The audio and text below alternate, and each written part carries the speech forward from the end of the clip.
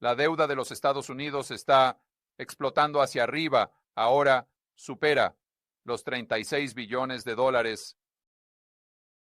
¿Pueden Donald Trump, Elon Musk y Doge detener la deuda de EU? La deuda puede llegar a 40, 50, 60, 100 billones, tal vez incluso más. Voy a revelar la verdad sobre los EU.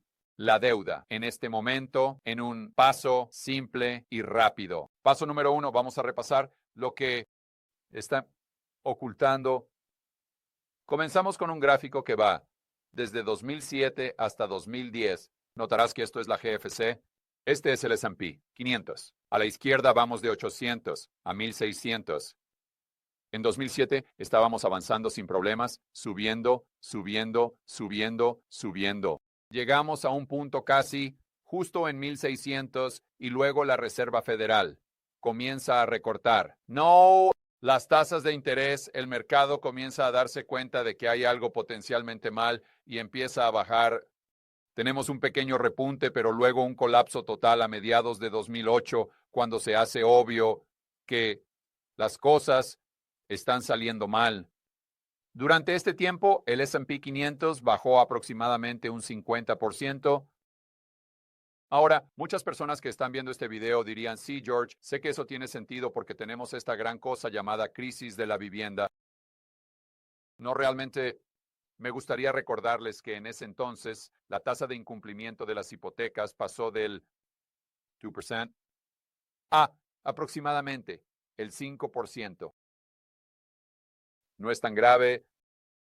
De hecho, si les hubiera preguntado a la mayoría de ustedes a qué tasa de incumplimiento se llegó, probablemente habrían dicho 40, 50, 60%.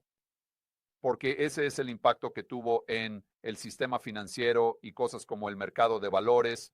Pero para entender la verdad sobre lo que ocurrió durante la crisis financiera mundial, ¿qué es lo que tenemos que hacer para entender la verdad sobre Estados Unidos? La deuda hoy tenemos que verla como una crisis financiera.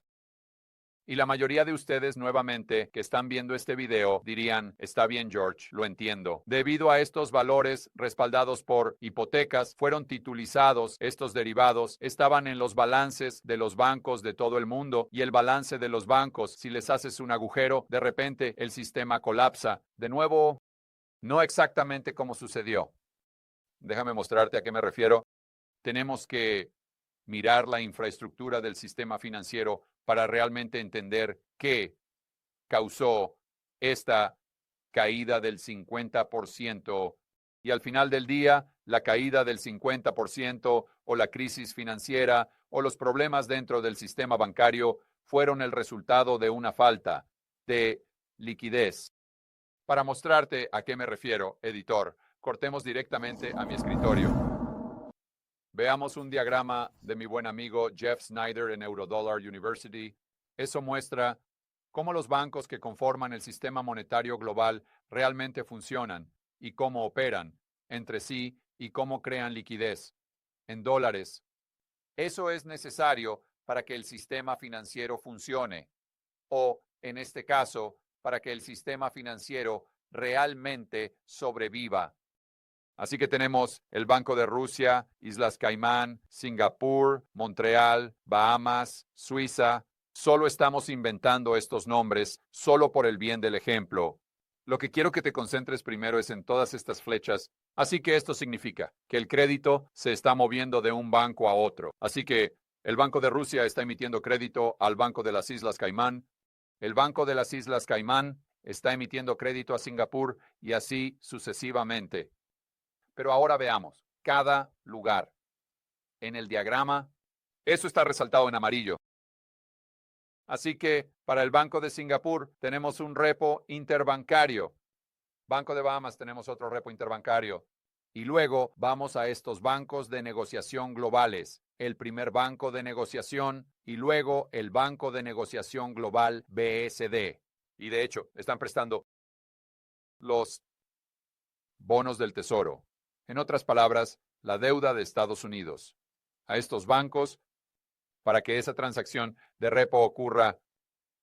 Otra forma de ver esto es que los tesoros de EU, los bonos del tesoro, más específicamente los T-bills, están en el corazón del sistema monetario global.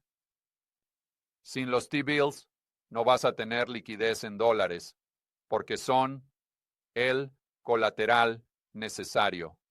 Son el componente necesario.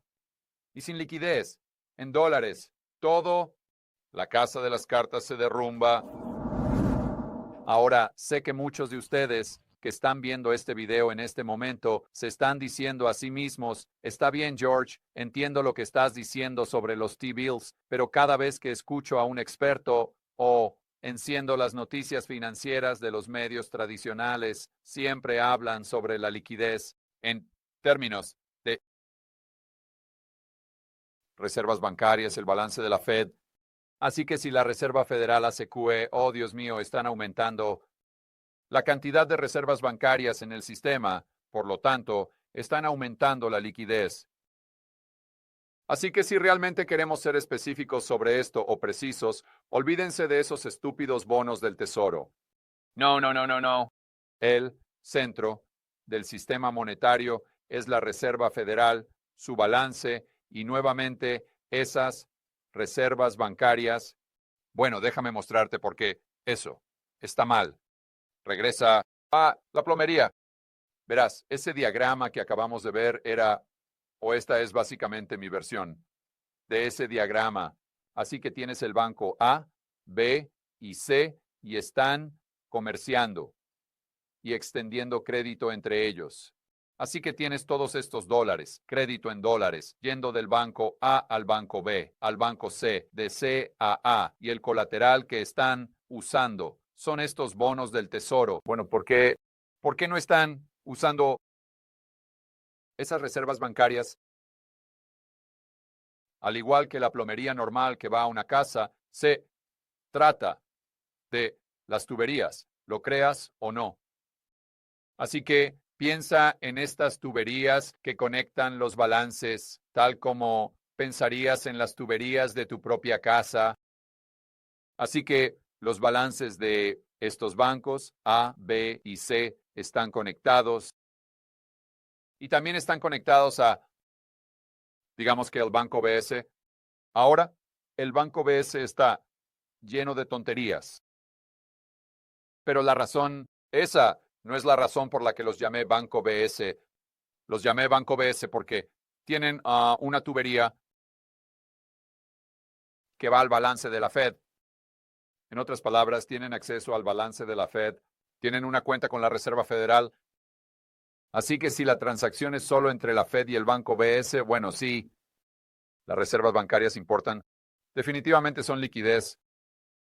Pero el banco A, B y C solo tienen una tubería que va al banco BS. No tienen una tubería que va a la Reserva Federal. Ahora es posible que puedan realizar transacciones y liquidar. Pueden crear crédito utilizando el balance de la Fed a través del Mi Banco BS, pero eso es más complicado. Eso requiere más trabajo y es más costoso. La razón por la que hay tanta demanda por estos tesoros a corto plazo, incluso de los grandes bancos que tienen una tubería o acceso al balance de la Fed, es porque en el mundo real, en el sistema monetario global, esos bonos del tesoro tienen mucha más utilidad que las reservas bancarias que solo existen en el balance de la Reserva Federal. Así que aquí está el momento en el video donde conectamos todos los puntos. Vamos a juntar todas las piezas del rompecabezas. La clave que acabamos de repasar es que el colateral es vital para la liquidez en dólares y la liquidez en dólares es vital para el sistema financiero. Bueno, cuando tuvimos esta caída del 50% en el S&P 500, ¿qué pasó con el colateral general que había en el sistema? Bueno, imaginemos que tenemos un gráfico circular del 100% del colateral. Obviamente lo estoy simplificando demasiado. Y supongamos por un momento 50% en bonos del tesoro y en ese entonces 50% valores respaldados por hipotecas. Efectivamente, eran exactamente lo mismo. Los valores respaldados por hipotecas tenían el mismo perfil de riesgo que un bono del tesoro, en otras palabras, cero riesgo, hasta que veamos que los incumplimientos pasen del 2% al 5% y la narrativa cambie en los medios de comunicación convencionales. Entonces, todos estos bancos en el sistema del eurodólar que estaban utilizando bonos del tesoro y valores respaldados por hipotecas, le dijeron a los otros bancos, ahora solo estamos aceptando bonos del tesoro. Entonces, ¿qué pasó? Es casi de la noche a la mañana, tuviste un 50% de que las garantías en el sistema monetario global desaparezcan. Este fue el verdadero catalizador que creó la crisis financiera global. Así que ahora avancemos rápidamente hasta 2025. Sabemos que Janet Yellen está a punto de salir en lo que respecta a la gestión del tesoro y Scott Bessent está entrando y asumiendo el cargo. Pero lo interesante es que si lees los comentarios de Scott antes de asumir el cargo, él fue muy crítico con Janet Yellen. Él estaba ahí, agitando el puño y diciendo, Janet Yellen es una pésima. Lo que ella está haciendo es terrible para los Estados Unidos. ¿Pero de qué estaba hablando? Él estaba hablando de, y estoy exagerando, no estaba diciendo literalmente, Janet Yellen es una pésima. Solo quiero dejarlo claro ahí. Él estaba insinuando esto de una manera muy profesional, pero a lo que se refería específicamente es cómo Janet Yellen había cambiado la emisión de Estados Unidos, bonos del tesoro, de deuda. Normalmente, digamos que emitirían el 50%. En el extremo largo, así que digamos a 10 años, 30 años, y el 50% en el extremo corto con letras del tesoro.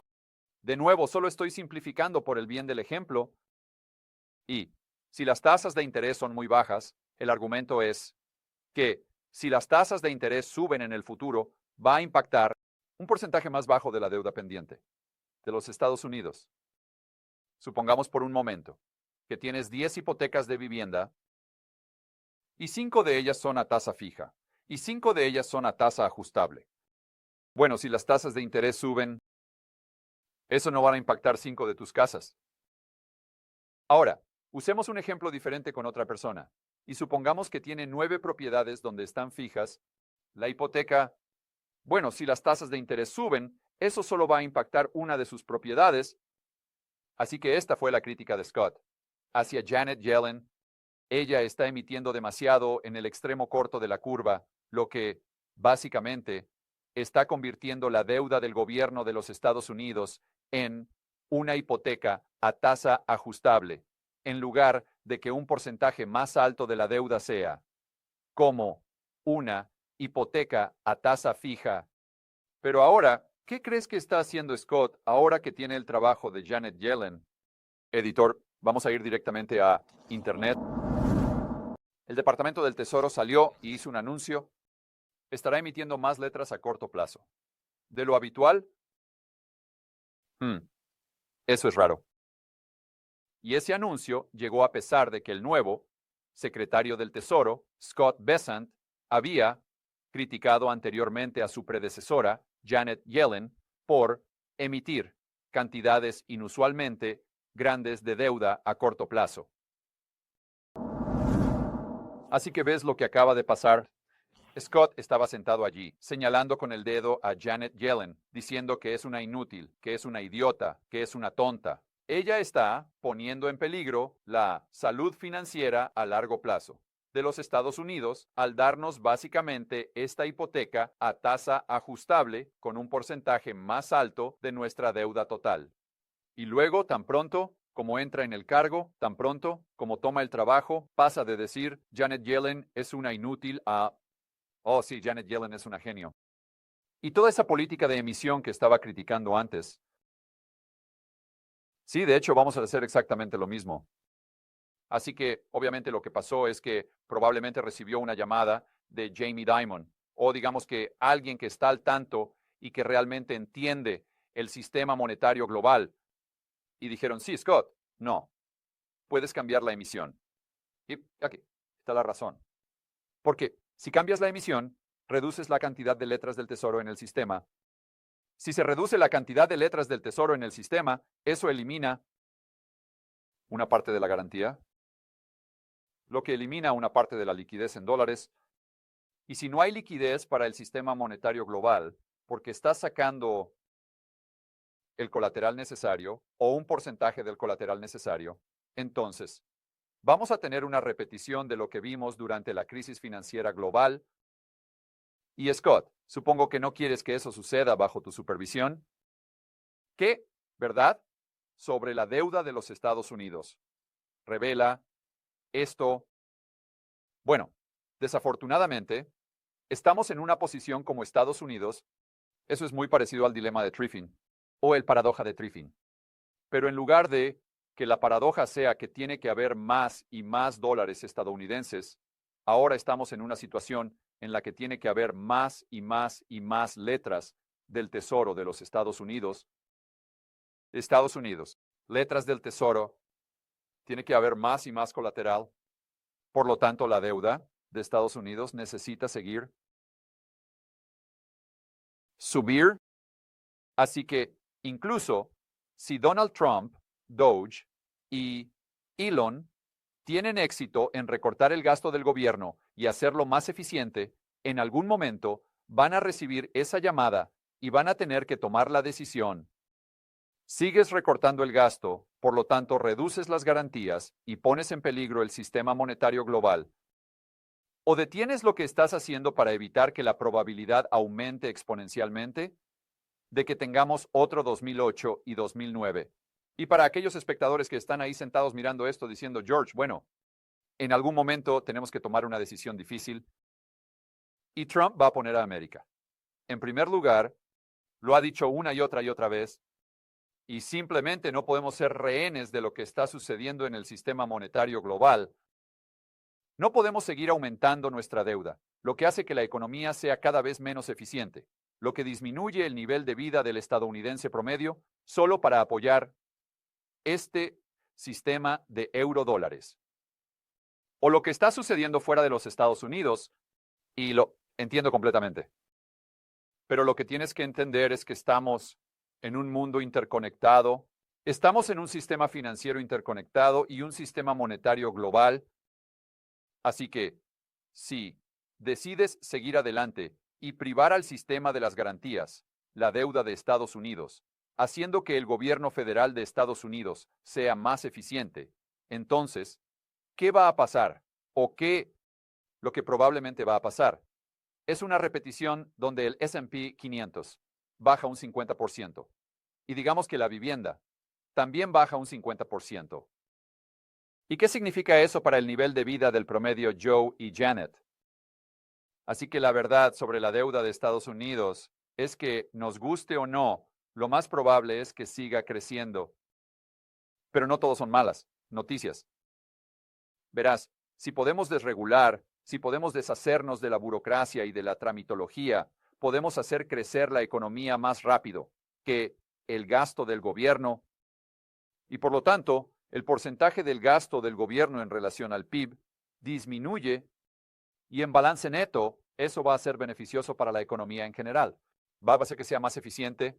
Eso nos permitirá crear más bienes y servicios, que al final del día es de lo que se trata. La verdadera riqueza. Hola compañeros capitalistas rebeldes. Quería informarte sobre un canal nuevo que comencé, donde voy a estar entrevistando a todos tus favoritos. Lynn Alden, Chris McIntosh, Robert Kiyosaki, Doge Casey, Luke Groman, Brent Johnson, Jeff Snyder, Peter Schiff, Mike Maloney, solo por nombrar algunos. Así que para asegurarte de que nunca te pierdas una de estas increíbles entrevistas, querrás hacer clic en el enlace en la descripción. Ahora mismo, suscríbete a las entrevistas de Capitalistas Rebeldes y nos vemos en el próximo video.